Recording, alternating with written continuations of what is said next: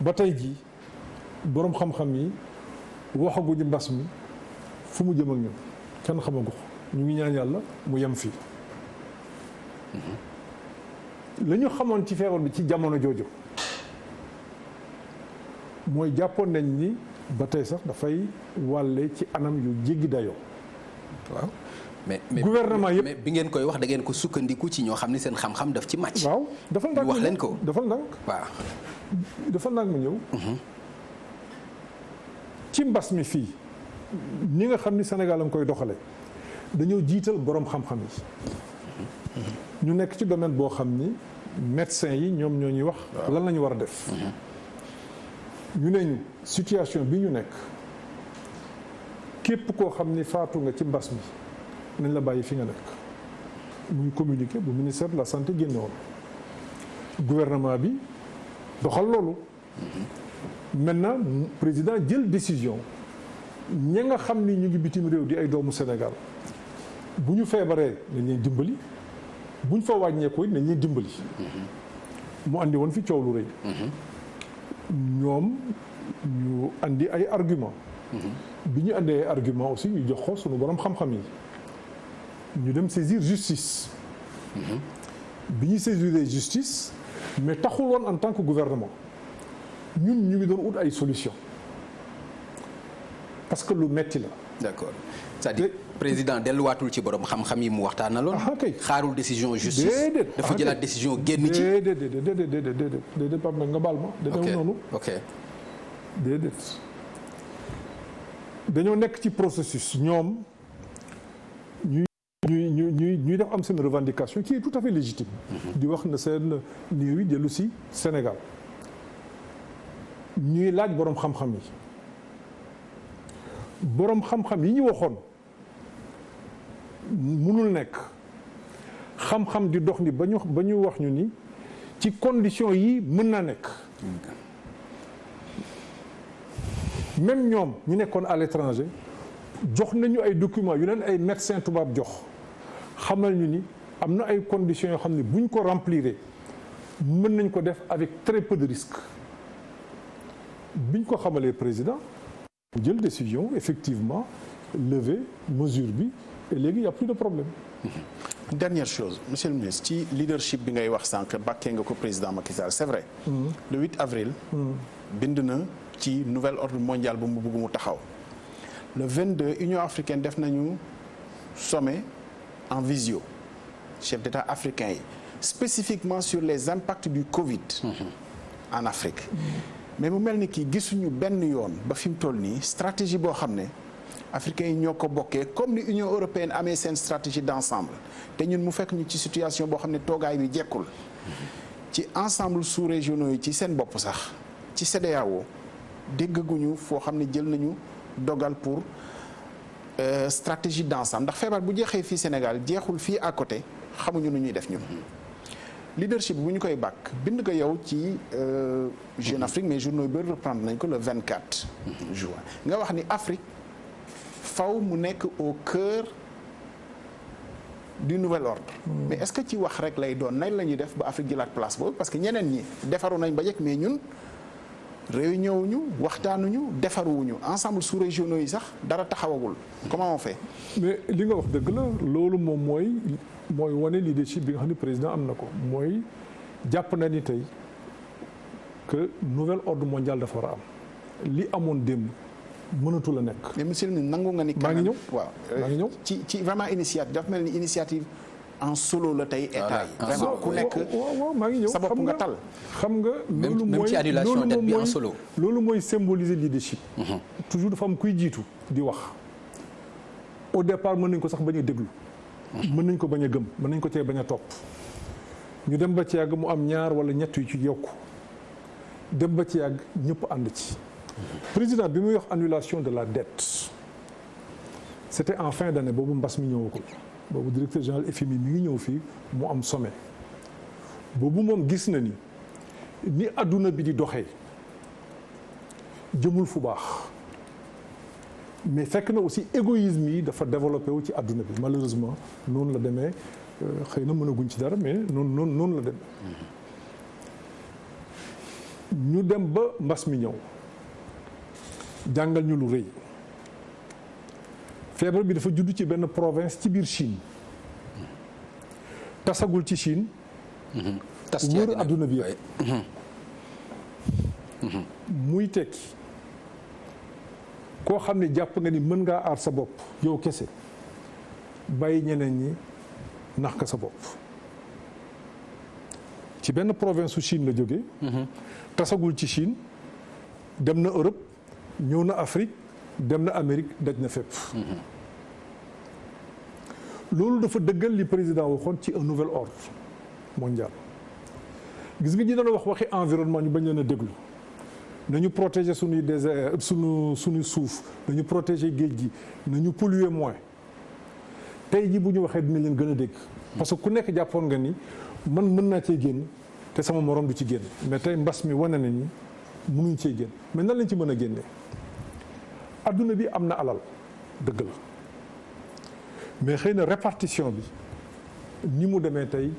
mënoon naa tane tolloo gaa mënul nekk waaye mën naa gën a tane. condition yi nga xam ne ñu ngi ñu koy lebalee président jàpp ni buñ ko woyofalee mbaa ñu annuler yenn dettes yi la nga xam ne dinañ ko am te tubaab di ko woowee espace budgétaire mën nañ ko utiliser pour accélérer suñu processus de développement buñ ko accélérer lu muy tax mooy liggéey am ci suñu réew yi jàmm am ci réew mi nit ñi dootuñu soxla par exemple comme sunu fii xale yi di jël ay gaal di dem Europe. c'est toute la problématique du développement que le président posait à travers un nouvel ordre mondial. donc malheureusement effectivement li nga wax dëgg la autant tey jii Europe ñu ngi xoolaat seen bopp di critiquer def benn autocritique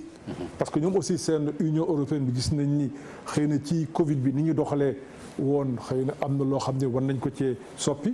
mais ci ñun Afrique ba tey des na dëgg la nag au niveau de nos instances yi ñu am muy CEDEAO particulièrement tout comme au niveau de l'Union africaine am na ay sessions yoo xam ni ñu ngi ko jagaleel feebar bi di ci wax di ci jëf mais ci gis-gisu président Macky Sall bu ñu génnee ci situation bi dafay laaj très sérieusement ñu toog xool nan la ñuy gën a amee solidarité. parce que faj ko au Sénégal. bañ ko faj Gambie wala bañ ko faj Guinée du tëj frontières yi moo koy saafara. il faut qu'à un moment donné ñu ubbi frontières yi. bi feebar bi gënee metti réewi tugal yi nga xam ne ndawi Sénégal yi ñoo fay dem. sañu ñëw na bàyyi kenn ak feebar bi faj nañu ñëpp. parce que xam nañ ne feebar la boo xam ne boo amee benn nit bu ko am sa biir réew. boo ko toppatoowul mu law ci ñeneen ñi. mais daf mel ne buñ ciy génn ñu ngi delluwaat ca la ñu nekkoon gis nga Union européenne ñu ngi envisager ubbiwaat seen i frontières waaye. te boolewuñ ci Sénégal wala singili la. te boolewuñ ci Sénégal nga xamante ni waaw teg nañ ay critères yoo xam ne nii ña cay bokk ñeenti état africain la pour l'instant. boolewuñ ci Sénégal. waaw Sénégal ñun dañ ciy gis suñu bopp ci loolu stigmatisation la. wala dañuy liggéey pour yegg ci critère de convergence mën nañ ko tuddee noonu. voilà pour egg à leur niveau. non c'est un processus fi mu nekk nii Sénégal dafa jël décision tëj ay frontières am. boo tëjee say frontières dafay tekki doo nangu kenn jóge ci sa dëkk. te foofu la tege ci argument boobu rek la tege damay ñëw. d'abord maa ngi ñëw. d'abord ñun dañoo tëj suñu frontière. bu ñu tëjee suñu frontière keneen kuy ubbi frontière am mënuñu boole ci ñi nga xam ne ñoo war a ñëw ci dëkkam on est d'accord foofu lañ toll tey maintenant li nga xam ni xam naa ko ay ouverture à la carte bu kee non c'est pas non am na dafa am ay réew yoo xam ne commencé woon nañu waxtaan ak Europe bu yàgg ci processus ouverture am na gis ngeen fi ay communiqué yu yàgg yoo xam ne ay compagnie defoon nañu ko option wu Sénégal tey jii moo doon frontières yi dañ ko tëj du ñàkk dans les jours ou dans les semaines à venir en tout cas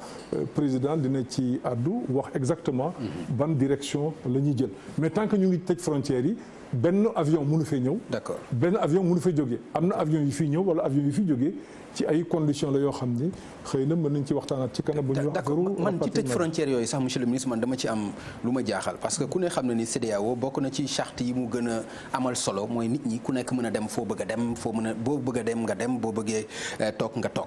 mais yéen da ngeen jékki-jékki rek jël décision yu mel noonu ci dem bi ak dikk bi ndax loolu mënul néewal doole CEDEAO. tey bu concertation amu ci dara amu ci comme li ko Abdoulaye waxee c'est-à-dire décision yu bëri président daf koy jël en solo est-ce que loolu nekk na loo xam ne non c'est pas des décisions qui sont prises en solo loin de là du loolu xam nga dafa am lu dugg ci àdduna bi ñëpp jëlandoo ay mesures presque à une semaine d'intervalle presque. Europe ñëpp fàtte charte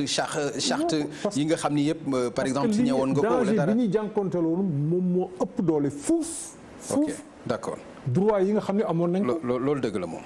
danger bi ñuy jànkoonteel. tout à fait kooku li ñuy def au Sénégal yeneen réew yi def ko. c'est en toute responsabilité lañ jàpp ni. il faut que ñu tëj suñuy frontières circonscrire maladie bi ci biir réew mi. am na yeneen réew yoo xam ni defoon nañ ko fii ci Sénégal dañoo dem ba tere dem beeg dikk bi entre des régions. donc waxatuma la dem beeg dikk d'un pays à un autre. parce que loolu la feebar bi laajoon foofu la feebar bi tolloon et heureusement d'ailleurs. parce que loolu bu ñu ko defuloon ak li nga xam ni président organisé na ko en termes de système de santé kon tey jii la nga xam ni gis nañ ko wala dégg nañ ko ci yeneen réew yi ci wàllu musiba. ci yaatuwaayu feebar bi ak ñi nga xam ni ñàkk nañ seen bakkan xëy na Sénégal moo na toll foofu. d'accord heureusement yàlla suuturaal nañ ba nga xam ni. am nañ ci mettit dëgg la am nañ ci naqar dëgg la mais nous sommes dans des proportions raisonnables. dafa am fu ma bëgg ñu taxaw Fablaye mooy ci Libye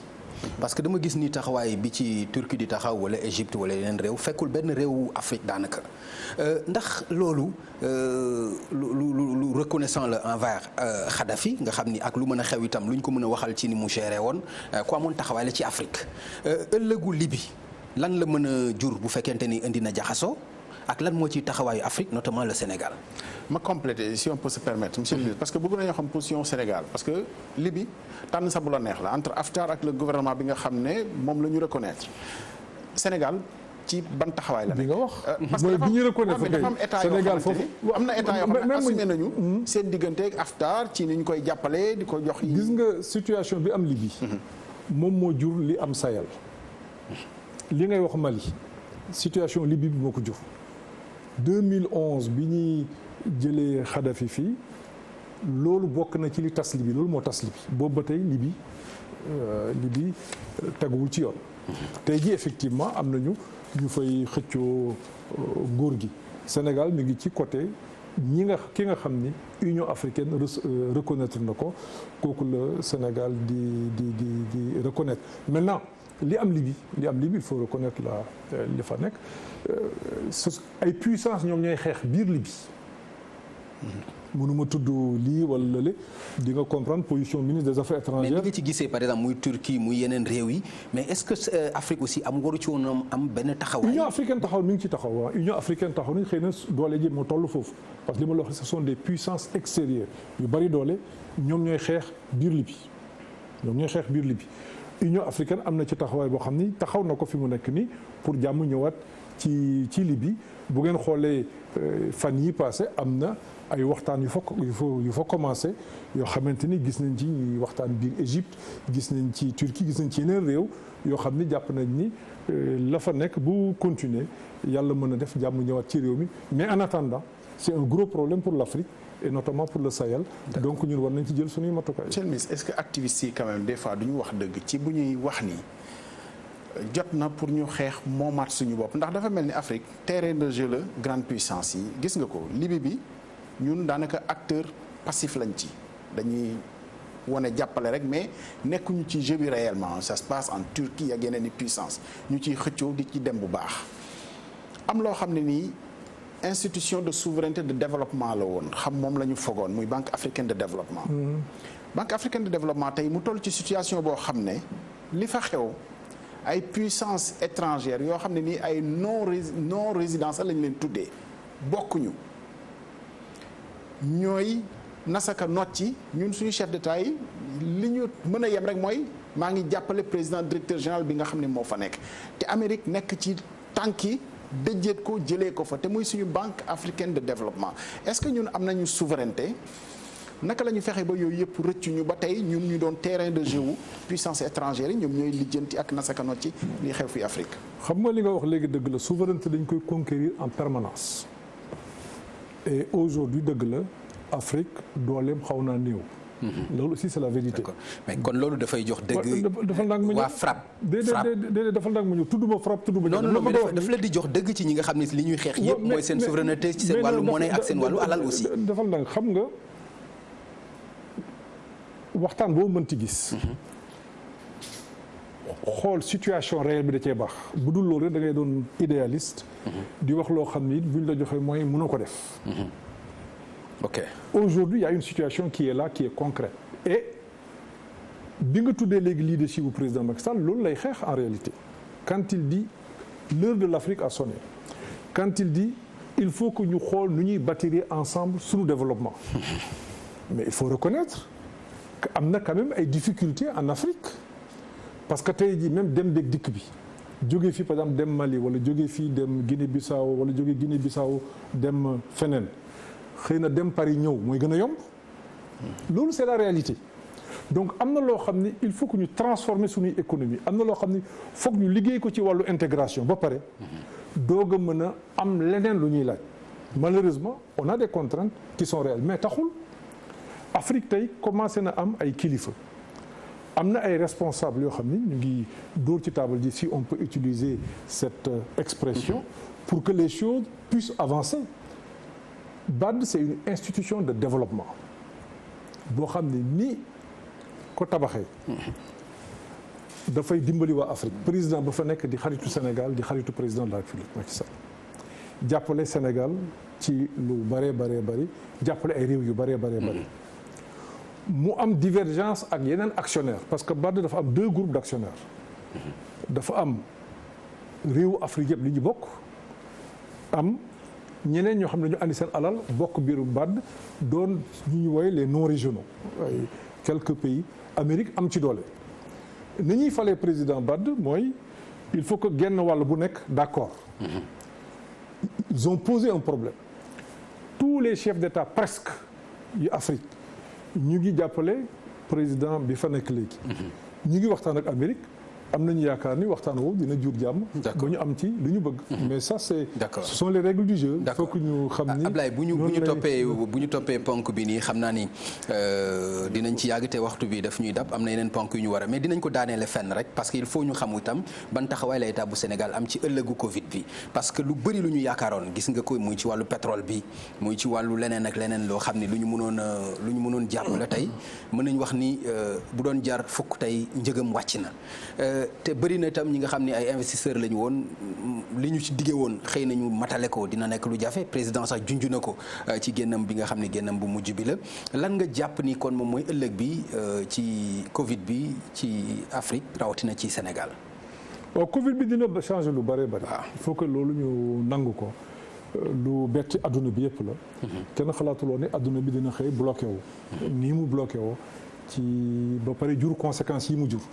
ndax léegi réew yi waxatuñu croissance ay récession la ñuy wax maanaam réew yi daanaka mën nañ jàpp ni at bi du doon at boo xamante ni en tout cas ci wàllu koom-koom dina doon at bu baax à partir de ce moment il faut que ñu xoolaat toutes nos politiques de développement ci d'abord am na lu ñu Covid di jàngal ba pare parce que tey jii dégg naa président Macky Sall di joxe ay orientation ay instructions yu leer pour ci wàllu agriculture na la ñu war a renforcer suñu agriculture dégg naa ko muy joxe aussi ay indications yu claires ci wàllu industrialisation parce que gis ngeen bi ñu fi ñëw ñu ñëpp masque la ñu takk tout à fait mais Europe sax fàttewu nañ defar masque dañ ko externaliser woon di ko defaree fenn loolu yëpp day tax suñu modèle de développement changer je pense que ordre mondial bi président di wax ci loolu la et gëm naa ni aussi Afrique am na ci opportunité réew mu mel ni Sénégal nga xam ne réewu jàmm la aussi am na ci ay opportunité Ablaye il faut ñu def ay questions réponses nag pour le ministre aussi baal ma rek gàttal li nga xam moom lay tontu sinon bu ñu ko deful rek pour dañ fiy yàgg trop parce que lu jëm ci wàllu diaspora bi itam bëgg naa ñu ñëw ci ndax am na ndimbal loo xam ne président de la République jagleeloon na leen ko ñu xayma woon ko ci fukki milliards ak ñaar Ablaye lan nga si dégg yow ci loolu ndax jombul am na ci ñoo xam ni miin nga diaspora bi yow lan moo ci gën a nekk seen doléance loo ci faral di dégg ndax séddale bi jaar na yoon wala waaw li ci gën a jafe mooy defe naa mooy jafe-jafe fii ci biir réew mi ndimbal la ñu doon yët yaakaaroon ni ndimbalu benn moment la far feebar bi temps bi mu nar a durer monsieur le ministre wax dëgg fa yàlla ku nekk ci diaspora bi bu ñu lay dimbal kenn du ko xeeb waaye bu ñu la nee 500 euros la ñu la jox ci loo xamante ni sa liggéey yàqu na xaja matu la sax semaine bi nga xam ne di nga ci jàpp te namaguñu leneen loo xam ne nii moom lañ leen di jàppale loolu diaspora bi vraiment suñu mbokki sénégalais yi rawatina ñi nga xam ne ci activités yi ñu nekkoon vraiment dafa taxaw complètement xëy na amuñu fayoor ci réew yi ñu nekk loolu benn la ñaareel bi aussi mooy ci wàllu ñëw bi mais monsieur le ministre dem nañ ba benn moment boo xam ne billet simple bi nga xam ne moom lay ñëwee njëkk yi ñu ko teg vraiment jéggi na dayoo te loolu ku ko waxul aussi xëy na da ngaa gisul jafe-jafe bi Sénégal yi nekkee état tam mënu ci woon a jàpp xëy na subventionné wala mu doxalee neneen ak partenaires commerciaux yi di Air Sénégal wala Air France. waaw xam nga li nga wax yëpp dëgg la mais dama jàpp ni ci wàllu Covid taxawaay bi nga xam ni Sénégal am na ko ci taxawaay bi nga xam ni président jox nañ ci ndigal Afrique yëpp laa wax amul benn réew bu ko defal diaspora maa ngi ciy dikk léegi Afrique yëpp laa wax du ñun rek naka am diaspora bi mbas mi ñëwee président dafa defal un programme de 1000 milliards 1000 milliards yi muy junni milliards li nga xam ne jox na ko diaspora bi toll ci fukki milliards ak ñaar ñu ngi ko waxee léegi fukki milliards ak ñaar yi mu ne nañ ko dimbalee diaspora bi jot nañ ci juróom benn milliard ak ñaar téeméeri millions ak juróom fukk ñu ngi njëkk a jot juróom ñaar téeméeri millions muy 725 ak ñaar fukk ak juróom benn 726 millions ci njëlbeen ñu dimbali ci junni ak ñetti téeméeri nit yoo xam ni on a les listes loolu moo doon aide d'urgence bi aide d'urgence bi ñenn ñoo ko moomoon mooy Sénégalais yi demoon voyage bloqué ci ay aéroport dimbali nañ ci presque 900 ñaar téeméeri junni nit yu manqué tuuti dimbali nañ ci nañ ci dimbali ci li président waxoon te def nañ ko am ay étudiants yoo xam ne amuñu woon bourse amoon ay liggéey yu sew fi ñu nekk xëy na ku nekk ci diaspora bi xam na loolu dimbali nañ ci ñaar téeméeri étudiants ak ñeent fukk ñu am ay compatriotes yu feebar surtout mbas mi jàpp leen boobu kenn xamul feebar bi mënuñoo génn xamuñu fu ñuy dem ñu dimbali leen enfin ñu dimbali ñi nga xam ni seeni mbokk dañu am kuñ ci ñàkk ñun ñëpp dimbali na leen muy Afrique muy Europe deuxième tranche bi ñu ko jotee muy 5 milliards dimbali nañ ci 60 000 personnes maanaam juróom benn fukki junni nit ñoo xam ni ku nekk jot nga ñi nekk Afrique ñu jox leen ku nekk jot na fukki junni